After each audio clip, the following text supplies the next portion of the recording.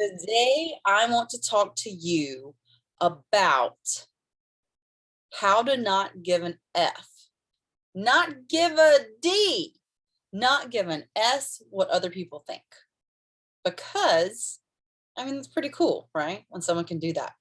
And so that's exactly what we're about to dive into. If you want to learn more about what I'm talking about and how to do it, stay tuned. For those of you who are new, hi, welcome. I am Johnna Renée, certified evidence-based life coach who is here to teach you all of the ish that I wish someone told me about self-discovery, acceptance, and living that #best life. I do that by sharing my own experiences and also using evidence-based and research proven techniques to help you actually create the behavioral changes that you need in order to be who you want to be and live the life that you want. And so what we're going to be talking about today is just that. I'm going to share some ish I wish someone would have told me about how to not care what other people think. And I want to first start off by talking about like what I mean. What do I mean when I say, how do you not care what other people think? And what does that look like? So it looks like being self-confident, being self-assured, and having the freedom to just be who you are without letting the opinions of others impact you too much. And the reason this is important is because we really admire that when we see it in others, right? Like when we see those people who are just themselves, it's like, yeah, they got it. Like they figured it out, right? Like they figured it out. They've got that mojo. There's just something about them. There's just something that is inspiring about people who can just show up as themselves without any type of superficial facade or, any kind of premise, and just be who they are, because that's really freeing. That's really empowering. That's really cool to see someone living as their authentic self and, just being so steadfast in their identity that it doesn't matter what other people say or think, because at the end of the day, they know who they are. And that is my wish for you. And that's what we're going to talk about. That's why we're here, right? And I want to make sure that we're on the same page. I'm not talking about the people who are distracting and not giving and not caring what others think in an unhealthy way. And what I mean by that is, those people, they're like, oh, well, screw them, like I don't care, like, I don't like them anyway. That's different. Whenever people put on that front of just distancing themselves from the situation, then that's usually a sign that that person really is insecure in who they are, because they aren't allowing themselves to acknowledge, like, ouch, it really hurt that this person said that about me, or wow, that really stings that this thing happened, and that that's the way that things went, like that's what happened with me and this person, or whatever the case may be. And whenever you are in the space of not caring what people think in a healthy way, that's not to say that you just don't care, right?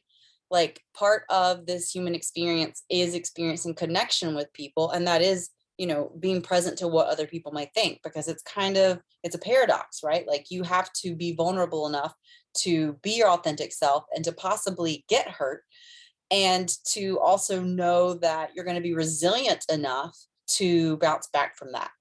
That's what I'm talking about whenever I say that this is, why it's important to not care what people think. And this is, why we're talking about it here. And we're going to dive into like how we do it. And so whenever we are in this space where, like I said, you are recognizing that like you care what someone thinks, it's not that you're just like, oh, like I don't really care, like it's fine, like whatever, because that's not allowing yourself to feel what you're feeling. I did a whole episode on that, the cost of not feeling your feelings. I'll link it down below if you're interested. It's a great listen. And we talk about how to actually lean into those uncomfortable feelings. And whenever you are doing that, like that's not what we're talking about. We're talking about acknowledging that, yeah, like it sucks that this person said that, and it stings and it hurts. And at the same time, I know who I am. And so that's going to subside, and I'm still going to be me. right? And so when it comes to actually doing this, how, right? That's why we're all here. So first of all, you have to be aware of who you are and you have to know yourself, because when you know yourself, it doesn't matter what anyone else says or thinks about you, because you know that it's just their opinion. It's just their perspective, right? And again, like, it might hurt. It does sometimes if someone, you know, doesn't see you for who you are, if someone does misinterpret your intentions, if someone doesn't understand you. And at the same time, that's not necessarily your fault, right? Like, we're all just looking at things through our own lens. And when you're in the position where you are misinterpreted by someone, then it is their responsibility to say, hey, this is, you know, you made me feel some type of way. And then it's your responsibility to articulate, well, this is what I actually meant, and own that, hey, maybe you weren't as mindful of, you know, their feelings in that case. I'm not saying, like, you know, always apologize, but I'm saying sometimes we are so caught up in our own lives that we don't recognize how we might be coming across to other people. And sometimes how we are coming across to other people might not actually be in alignment with who we are and who we want to be.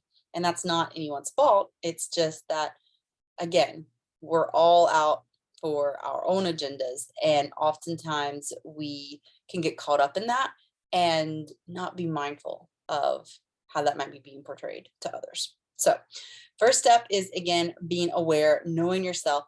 I have done a ton of trainings on self-discovery and self-acceptance. So make sure to check those out. They are in the weekly training playlist. I will also link the first one below and you can follow from there in order.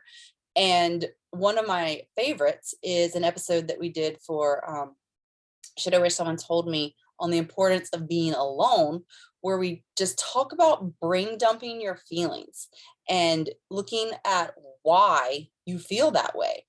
Because what happens when you do this is you start to arrive at conclusions like, well, this thing really upset me. And, you know, now that I'm looking at it from literally a different point of view, because it's on paper or you voice noted it out and you're hearing yourself, you're like, that's not really that big of a deal.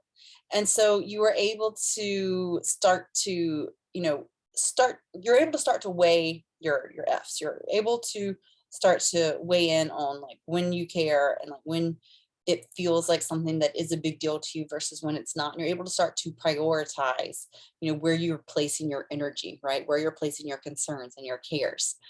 And whenever you are able to weigh your concerns and your cares and your F's, let's say, in this way, then you are going to start to build inner trust, because you are looking at the discernment between what's important and what's not, and you're going to start choosing differently. And that's a really empowering thing. Caring about a misunderstanding with a loved one is a lot more important than getting really, really pissed about that person who cut you off on the highway, right? And so that's what I mean. Like, if you have a lot going on inside of your head, it's a lot for your brain to keep up with. And so whenever you get it on paper, you get it on a voice note, you might start to realize, oh, well, actually, now that I'm looking at it, the loved one's more important than, yeah, this a-hole on the highway. And you can start to figure out what you want to do, which is a really empowering thing that gives you control. Whenever we're in control, we feel safe. Safety is a primal need. And so it really just all relates back. But if you've just got all these thoughts going around in your head, then that's a lot. That's overwhelming, right? And so it is important for you to, again, get it out so that you can start to triage these things, if you will, and notice what is important to you in the grand scheme of things. And then the last step is that you have to practice, right? I say this a lot. We are in the age of information gathering and not necessarily information application.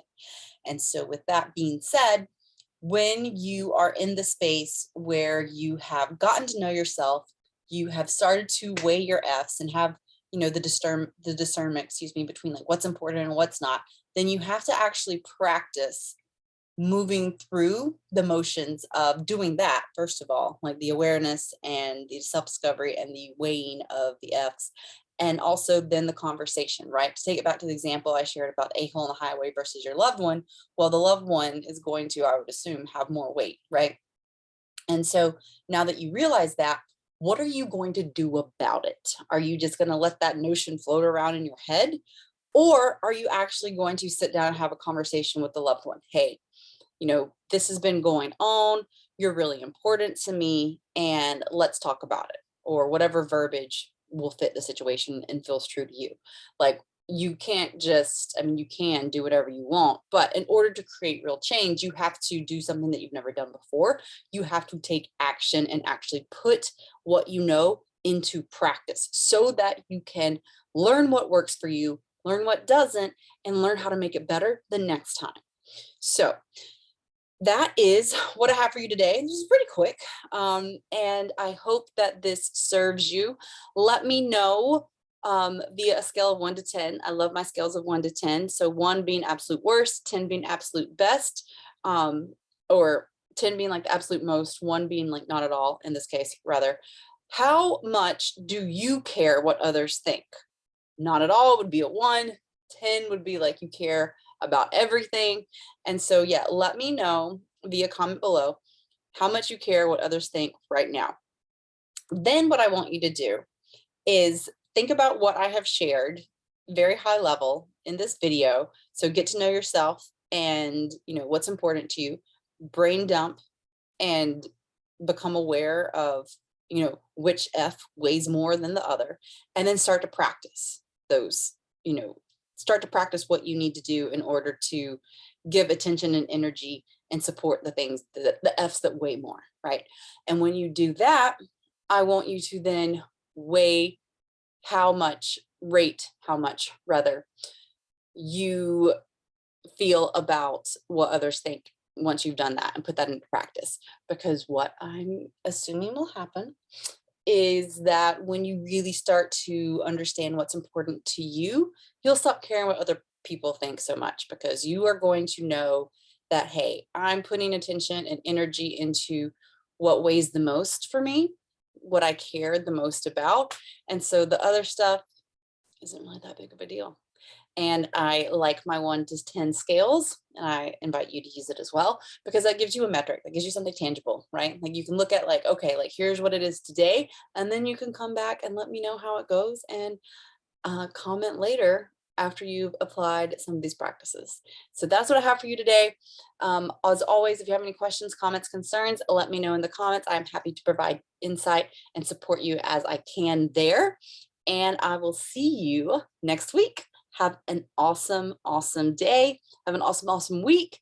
And try not to care so much. See you soon.